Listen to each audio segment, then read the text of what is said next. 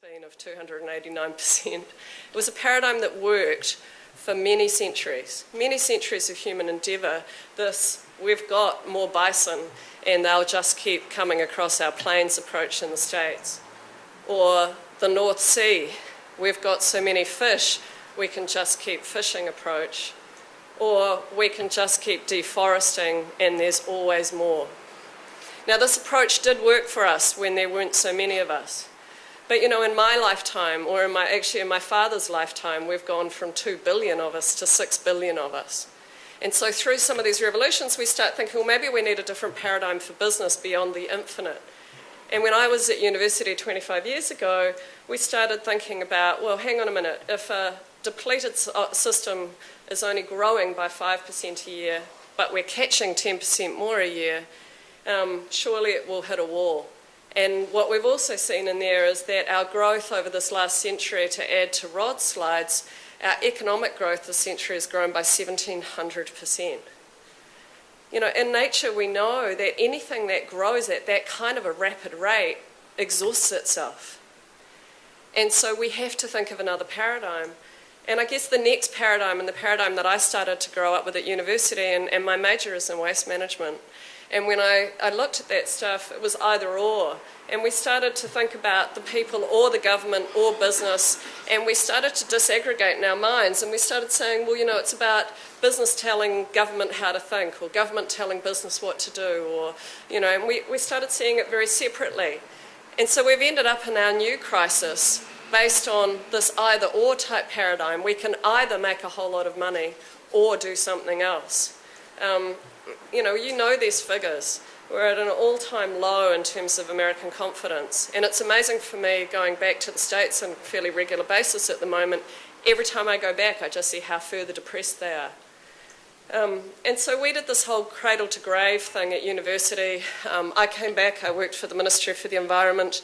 In 1990, at the Ministry for the Environment, we had long discussions about what we were going to do around manifest tracking of hazardous waste. We had long discussions about what we were going to do about clean-up of contaminated sites.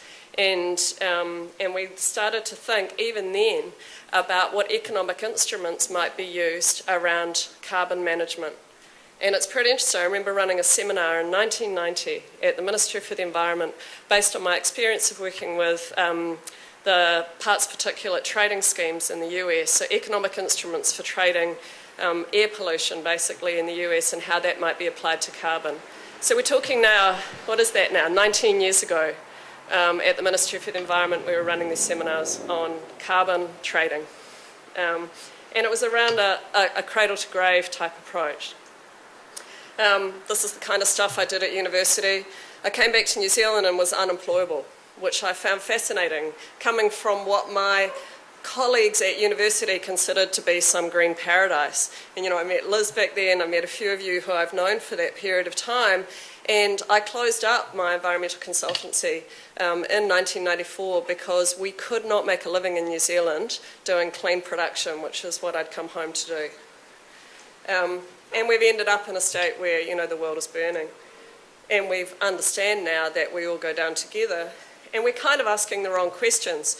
As an entrepreneur, I think we need to be asking more questions around what is wealth? What does sustainability mean? The words that are the basis of both ecology and economy come from Greek, from the word oikos, which means home. And so economics is basically the study of home, just as the study ecology is the study of home. And we need, I think, to reconnect to some of those understandings, just as we need to reconnect to the lakes that are forming right here and the understandings of what it is actually happening around us in our lives. So Act 3 seemed to me to be this sustainable paradigm, which is the stuff that we're talking about now. And to me, sustainable means you can keep doing it. We often get caught up in, is this, the UN definition of this, or, various definitions. But to me, sustainable means you can just keep doing it. And the way that we've been thinking about sustainable business so far, to me, is very much an old paradigm as well. And I pick up on some of what Rod was talking about around Baumgart's work and others, but sustainability is smart. And, I'm going to use Henry Ford, and we'll think, oh my goodness, hang on a minute, this is a car industry thing. But one of the things Henry Ford did that was incredibly smart was he figured out if he didn't start paying his staff well enough to buy his products, he wasn't going to have customers. And so you may not kind of necessarily realise this, but the beginning of the minimum wage movement is actually Henry Ford. And so what he did it for was so that he could think about how he would build his industries so it could last forever. Sustainability isn't a luxury, and to pick up on some of the points of Rod's, when we think about that cradle to grave type thing, it's very much a closed system. It's about recycling and what is now being termed often downcycling, where we take something that was a good resource and we turn it into something crappier later. And with that, we see that, to me, it's not just a waste of resources, but those have finite futures.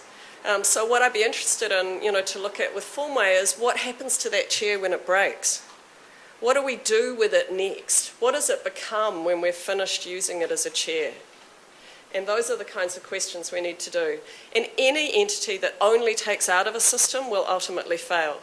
And so for me as an entrepreneur, if I want to be an entrepreneur my whole life, I have to be thinking about how do I grow businesses that contribute to the whole. And so we can talk about carbon positive, but carbon positive for me isn't enough. It has to be, how do I grow the communities I live in? How do I grow the people who work with me? How do I enhance my customers' life so that their entire experience of having been part of the same ecosystem as me is greater? And so the cradle-to-cradle movement really talks about the cherry tree. The cherry tree in their metaphor is saying that the cherry tree grows, it produces food for people, it produces a home and food for insects and birds, and then when it drops its leaves and its